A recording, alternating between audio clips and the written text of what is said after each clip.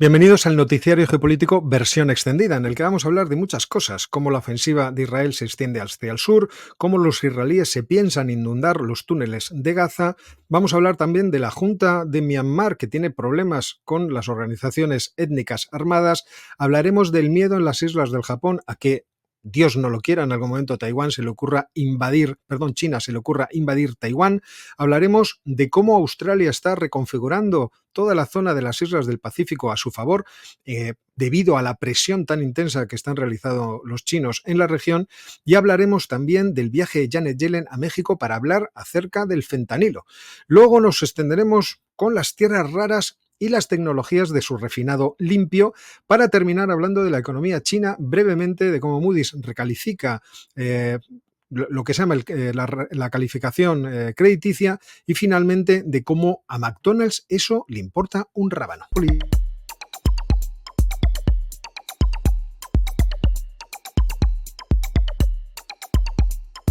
Empezamos con la ofensiva que está realizando Israel en la zona del sur de Gaza, cómo se está extendiendo la guerra hacia el sur de Gaza, en las operaciones que ya hemos visto en realidad en el norte y que se repiten de forma muy parecida ahora mismo en el sur. Es decir, la estrategia de bombardeos masivos que abren paso a operaciones de las unidades terrestres y sobre todo blindadas es lo que ahora mismo estamos viviendo alrededor de la ciudad de Han Yunis, que es la ciudad principal que existe en el sur de Gaza. Esa ciudad ha recibido una gran cantidad de refugiados del norte, y ahora lo que estamos viendo es cómo la población es invitada a evacuar rápidamente toda la zona, puesto que los enfrentamientos empiezan a ser feroces, según informan las propias organizaciones palestinas terroristas, Hamas y la Yihad Islámica. La población obviamente intenta huir de allí. Los refugiados, sabéis que han ido desplazándose desde el norte hacia el sur en grandes cantidades. Hay 2,2 millones de habitantes en Gaza y ya se han desplazado cerca de 1,9 millones de los mismos, e intentan alcanzar Rafah, ya que tenemos directamente al ejército israelí sobre el terreno en esa zona sur, haciendo cada vez más compleja y cada vez más difícil la acción humanitaria y el reasentamiento de toda esa población hacia el sur.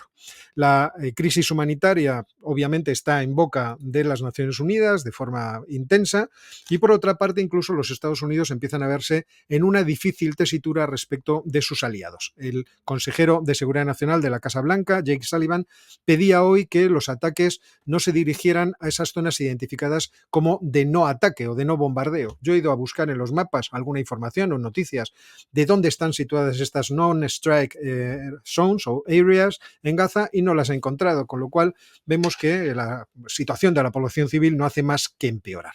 En Reuters, un funcionario de la administración israelí afirmaba que ellos no han comenzado la guerra, que lamentan las bajas civiles, pero que cuando te enfrentas al mal tienes que actuar.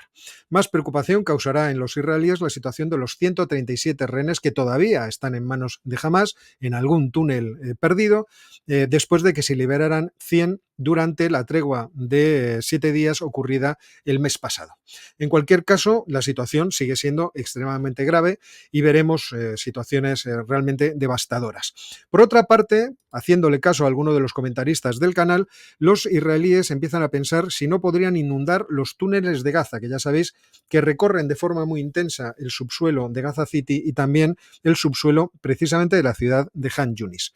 Esa intención se manifiesta en que el ejército o las fuerzas de defensa israelíes han declarado que tienen ya 5 bombas de bombeo de agua que podrían mover miles de litros a la hora, con la intención de inundar los túneles de Gaza. Me parece a mí una labor realmente muy complicada, pero por otra parte que arriesga las vidas de los propios rehenes de poder.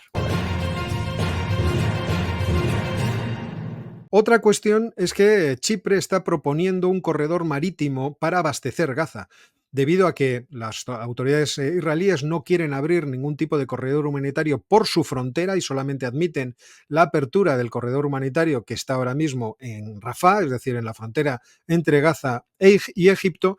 Lo que se les ha ocurrido a los chipriotas es proponerle al presidente egipcio y al rey de Jordania abrir una ruta marítima para abastecer a los gazatíes. ¿Qué es lo que pasa? Que ahora mismo las playas de Gaza están tomadas por el ejército ejército israelí. Esta fotografía de la BBC, esta comparación de fotografías de una misma playa entre agosto de 2022 y noviembre de 2023, yo creo que es muy ilustrativa.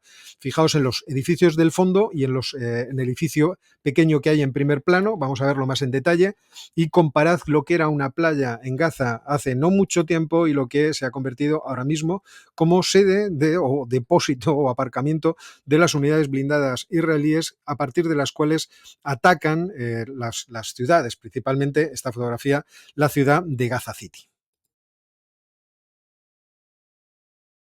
Y la Junta de Myanmar empieza a pedir árnica porque las organizaciones étnicas armadas que dominan muchos estados en la periferia principalmente de Myanmar les han lanzado un órdago en forma de enfrentamiento militar y ahora mismo la Junta no es capaz de detenerlo. Un portavoz de la Junta decía que los grupos étnicos armados tienen que entender que estas cosas hay que tratarlas desde la política y no desde el ejército, no desde la Fuerza Armada.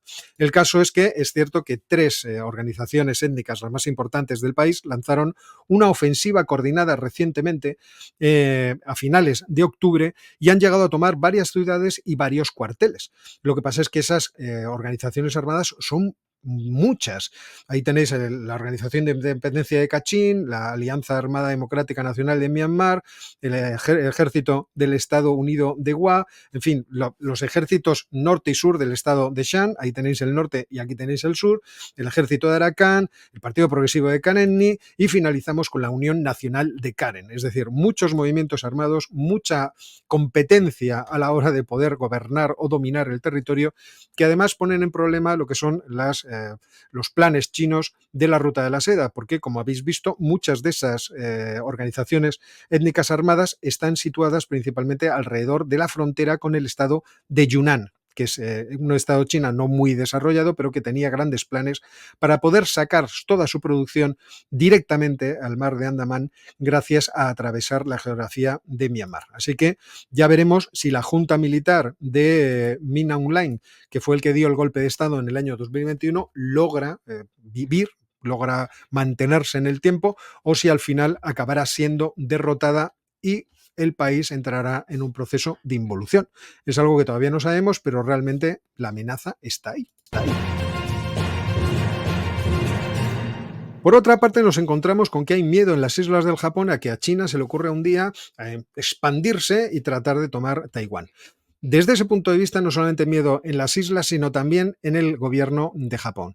Recientemente han estado haciendo maniobras militares alrededor de una isla, la isla, dejadme que la busque para que la veáis, la isla de Tokunoshima, que es una islita cercana a Taiwán, dentro de lo que son las islas Amami, y durante 11 días han estado allí entrenándose precisamente ante la posibilidad de que China no solamente al expandirse quisiera tomar Taiwán, sino también islas con las que está en disputa con Japón. Porque aquí el miedo es que en algún momento China no solamente al expandirse quisiera tomar Taiwán, sino también las islas que están en disputa con Japón. Y principalmente las llamadas islas Senkaku por parte de los japoneses o Diaoyu por parte de los chinos. También, como veis, los taiwaneses las llaman de otra forma. Si eso pasara, efectivamente, los japoneses se verían envueltos en una guerra que crecería hasta ser un conflicto militar mundial. Los chinos tienen planes de gasto militar que ahora llegan a los 290.000 millones de dólares para comprar misiles de largo alcance, municiones y todo tipo de artefactos militares, principalmente de Estados Unidos, lo cual en esta coyuntura económica les viene mal porque, como sabéis, el yen se ha depreciado mucho y por lo tanto hace que se encarezcan de forma muy importante esas exportaciones. Los problemas de delimitación de los derechos marítimos entre China y Japón siempre han existido. Ahí veis cómo las zonas restringidas de ambos países pues se intersectan y por lo tanto ahí tenemos un problema serio, pero es que además hay islas muy cercanas, propiedad de Japón, muy cercanas a Taiwán, como por ejemplo esta isla, la isla Yonaguni, que como veis está inmediatamente y que en caso de que se produjera un ataque contra Taiwán, seguramente sería el primer lugar al que tratarían de huir los taiwaneses, produciendo un problema realmente muy importante para la propia población, pero también para las autoridades japonesas. Dice el bueno del primer ministro Kishida, japonés, que la próxima Ucrania se podría producir en el este de Asia y en lo que está pensando precisamente es en esto. Dios no lo quiera. De cualquier forma, hay un artículo muy interesante de Wesley Mitchell en la revista Foreign Policy que quiero comentaros, hablando sobre la posibilidad de que lleguemos a una tercera guerra mundial, teniendo en cuenta también las políticas que están tomando los diversos países, pero muy especialmente los Estados Unidos. Ya hablaremos de eso cuando lo tenga bien preparado, que oye, a lo mejor es esta tarde.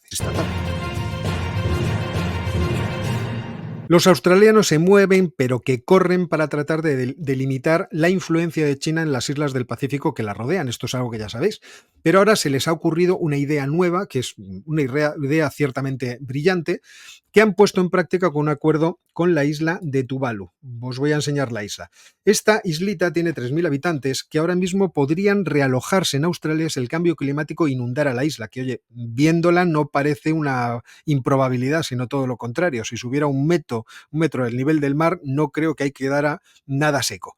Desde ese punto de vista, el primer ministro australiano, Anthony Albanese, les ha propuesto un acuerdo en el cual se comprometen a reasentarles dentro de Australia, que sitio tienen y lugar tienen de sobra para reasentar a quien quieran, a cambio de que firmen un acuerdo en el que se limita la capacidad que tiene China de intervenir económicamente dentro de la isla de Tuvalu. Económicamente, para dar dinero para infraestructuras o dar dinero, por ejemplo, para hacer un puerto o, en fin, cosas de esas que pueden ser peligrosas para la geopolítica o la seguridad de Australia. Por otra parte, os voy a enseñar un mapa de dónde está exactamente la isla de Tuvalu para que veáis lo cerca que está de Australia. Y por otra parte, además, han llegado a un acuerdo con Papúa Nueva Guinea para que miembros importantes de la gestión de la Policía Nacional Australiana puedan contratarse por la policía de Papúa Nueva Guinea para que logren reformar y hacer más eficiente la policía de ese país. El primer ministro James Marape está muy preocupado por las revueltas que han tenido recientemente y la incapacidad de su policía para poder aplacarlas, y han llegado a un acuerdo que es muy favorable también para Australia, porque con él han entrado en otros sectores, por ejemplo en los agrícolas, importantes para la economía de Papúa Nueva Guinea, pero también para Australia, y sobre todo para conectar ambos mercados y que los estándares de producción, la idea europea, sean parecidos, sobre todo en cuestiones de bioseguridad. Así que, como veis, los australianos van moviéndose, obviamente empujados por sus primos estadounidenses por detrás, con la intención de bloquear los intentos de expansión china. El negocio del fentanilo preocupa cada vez más a los Estados Unidos, y Janet Yellen, la secretaria del Tesoro, viaja a la Ciudad de México para reunirse con AMLO y tratar de establecer protocolos para impedir en todo lo que sea posible el negocio que se produce entre mexicanos y estadounidenses a cuenta del fentanilo. Es verdad que ese negocio para los particulares va viento en popa, lo hacen de manera muy eficiente, y ahora lo que se intenta es que de forma eficiente se corte. Claro que eso tiene dos ramas. Por una parte está el propio tráfico, pero por otra parte está el blanqueo del dinero.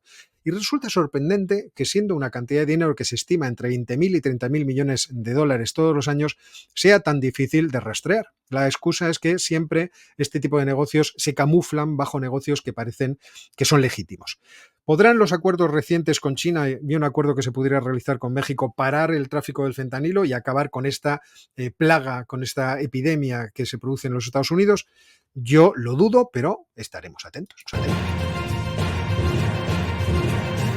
Como sabéis, refinar tierras raras es una cosa muy sucia, muy repugnante, y por eso los países occidentales hemos decidido que sería bueno mandarlo a otros sitios a que se hiciera, principalmente a China. ¿Cuál es el problema? Pues el problema es que de repente hemos caído a la cuenta de que China pues refina el 90% de esas tierras raras, y además tiene una gran cantidad de las reservas, con lo cual, hoy, si en el futuro se quiere hacer una guerra geopolítica a costa de este tipo de materiales, pues tendríamos un problema. Por eso se quiere traer el refinado otra vez de vuelta, pero que no ensucie tanto, y por eso se está gastando también mucho dinero público en startups tecnológicas que intenten tener procesos de refinado que no se basen en lo que se llama, dejadme que busque el nombre porque yo de estas cosas obviamente sé muy poco, extracción de solventes, que es un proceso, según leo, costoso, sucio, y que además China lleva perfeccionando desde hace 30 años, pero sin tener mucha intención de hacerlo progresar en la vía de la limpieza. Desde ese punto de vista, lo que habría que esperar es cuáles son los plazos en los cuales ese tipo de tecnologías se puedan aplicar. Y Frank Bannon, consultor de la industria minera y ex subsecretario de Estado de Estados Unidos, dice: largo me lo fiáis. Yo no lo veo claro y el horizonte necesario para desarrollar esto es muy, muy extenso. Por otra parte, las empresas se defienden diciendo que ellos tienen una ventaja que no existía antes, que se llama inteligencia artificial, que les va a permitir quemar muchas etapas. Ya veremos si eso es posible, si al final realmente se puede evitar toda esta contaminación que aclaraba un artículo de 2012, que incluye incluso contaminación radioactiva del mar, del aire, en fin, es una cosa un tanto inquietante lo que se produce con ese refinado. Pero si se consigue, bendito sea Dios, y además los países occidentales lograrían quitarse de encima una de las limitaciones, cuellos de botella geopolíticos que ahora mismo está claramente, no estaría, que ahora mismo está claramente en manos de China. Moody's se ha puesto a ver los datos económicos de China y no le han gustado. No le han gustado. Incluso son más pesimistas que los que dicen por ahí otras instituciones internacionales.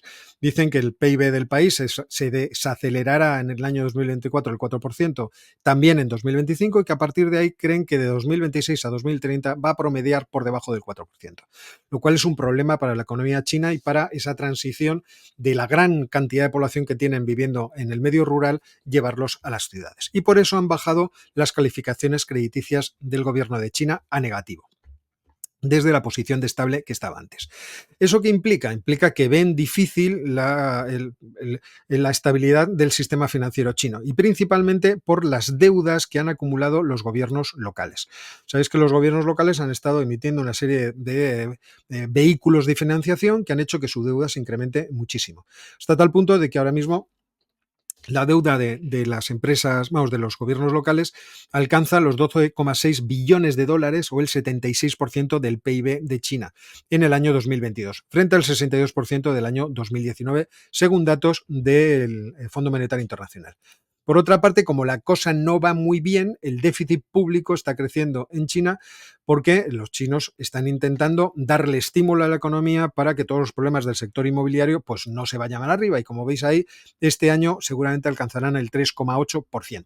Y por otra parte, tenemos que el vencimiento de la deuda, el muro de vencimientos, pues tiene este año pues una etapa, vamos a decirlo, una barrera especialmente alta. Es cierto que China no va a tener problemas para devolver la deuda porque genera enormes cantidades de liquidez, pero en cualquier caso son problemas que se van añadiendo a los que ya sabíamos del crecimiento económico, de la solvencia de las empresas inmobiliarias, y por otra parte de la conexión de estas con el sector financiero y posteriormente con los gobiernos locales.